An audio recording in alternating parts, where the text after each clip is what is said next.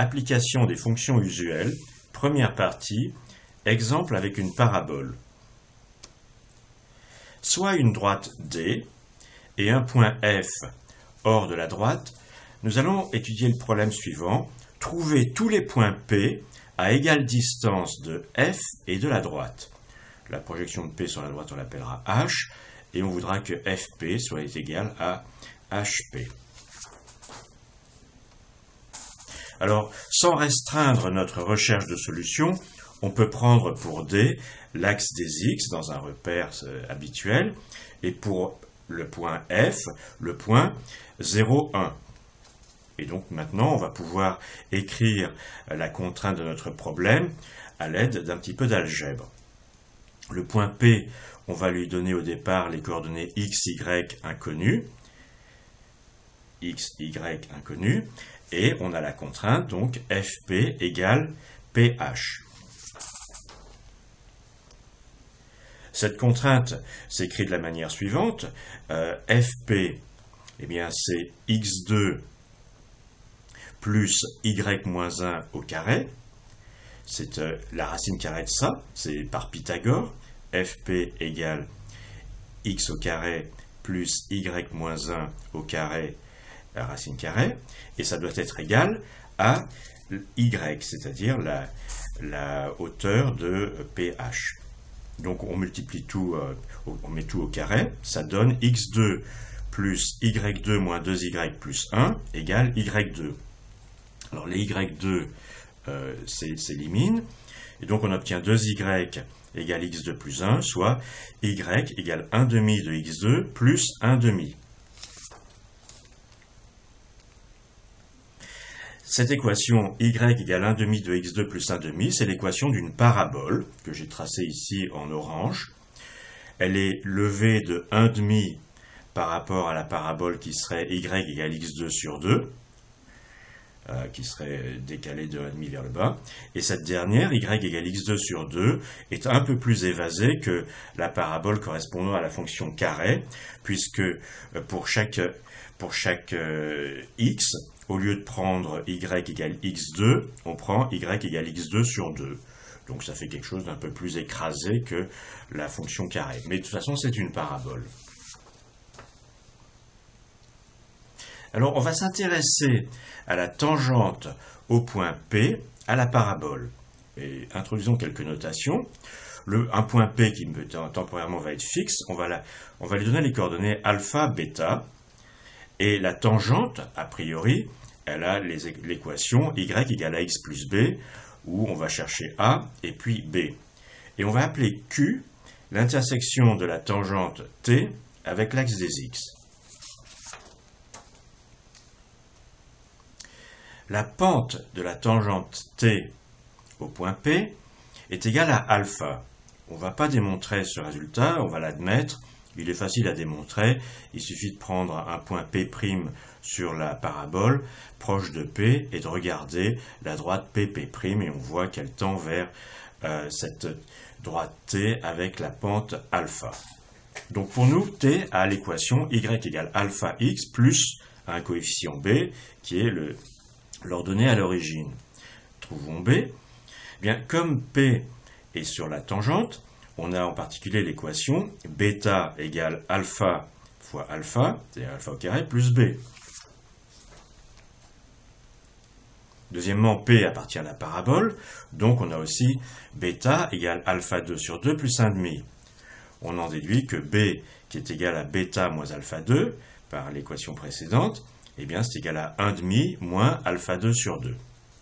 Donc T à l'équation y égale alpha x plus 1,5 de 1 moins alpha 2. Alors intéressons-nous aux coordonnées de Q. Pour Q, y est égal à 0, et donc je trouve x est égal à 1,5 de alpha moins 1 sur alpha. J'ai fait passer ce terme de l'autre côté, j'ai donc alpha 2 moins 1 qui va être divisé par alpha, donc ça fait alpha moins 1 sur alpha, et il y a le terme 1,5 qu'il ne faut pas oublier. Montrons que le point Q est à égale distance de F et puis de H. Alors calculons FQ au carré, on va tout de suite raisonner avec des carrés. eh bien fq au carré par Pythagore, c'est l'abscisse de q au carré plus l'ordonnée de f au carré.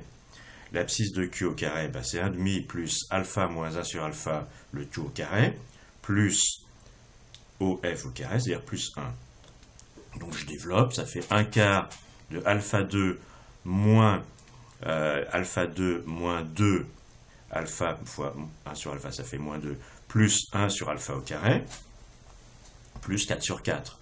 Donc ici on a moins 2 sur 4 plus 4 sur 4, ça va faire plus 2 sur 4. Donc en fait on a un carré très propre, c'est 1,5 de alpha plus 1 sur alpha, le tout au carré. Ça c'est fq au carré. Quant à hq au carré, eh bien on part de l'abscisse de h, on lui retranche l'abscisse de q, et on met le tout au carré. Et donc ça c'est tout simplement ici à l'intérieur des crochets, on a alpha sur 2 plus 1 sur 2 alpha. C'est donc 1,5 de alpha plus 1 sur alpha, le tout au carré. Donc c'est bien pareil que fq au carré. Donc on a fq égale hq. Arrivons maintenant aux conclusions de ces petits calculs. Conclusion, eh bien les triangles QFP et puis QHP sont symétriques par rapport à T. Effectivement, ils sont identiques, mais ils sont symétriques l'un de l'autre. Ils ne sont pas superposables. Pourquoi ils sont symétriques l'un de l'autre? Ben, ils ont un côté égal, un deuxième côté égal, et un troisième côté, on vient de le montrer, égal. Donc ils ont tous les côtés égaux, donc ils peuvent être que superposables ou symétriques, et en l'occurrence, ils sont évidemment symétriques. Ce qui veut dire que ces deux angles ici et là sont égaux, c'est-à-dire que T est la bisectrice de l'angle FPH, T coupe FPH exactement en deux morceaux égaux. Par ailleurs, cet angle-ci, ici, ben, il est égal à celui-là, puisque c'est les mêmes droites. Donc cet angle-ci, il est égal à celui-ci.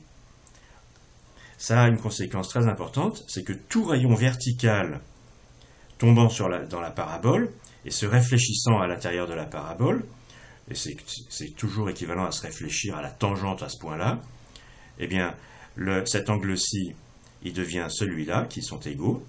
Donc tout rayon vertical qui tombe dans la parabole se réfléchit en un rayon qui va vers le foyer, c'est-à-dire le point F. Je vais aller plus vite que je ne voulais dire. Le point F s'appelle le foyer de la parabole. Et la propriété des rayons rouges descendant de l'infini vertical jusque sur la parabole et se réfléchissant au foyer est une propriété utilisée dans les télescopes et inventée par Newton, mais on ne l'étudiera pas maintenant. Et pour finir, des propriétés comparables à ce que l'on vient de voir ici existent pour les ellipses. Parce qu'en fait, une parabole, c'est un cas de figure d'ellipse particulier où une ellipse a deux foyers, on verra ça dans la leçon suivante, et quand l'un des foyers parle de plus en plus loin jusqu'à l'infini, ben ça devient une parabole. On peut aussi voir ça avec les sections coniques.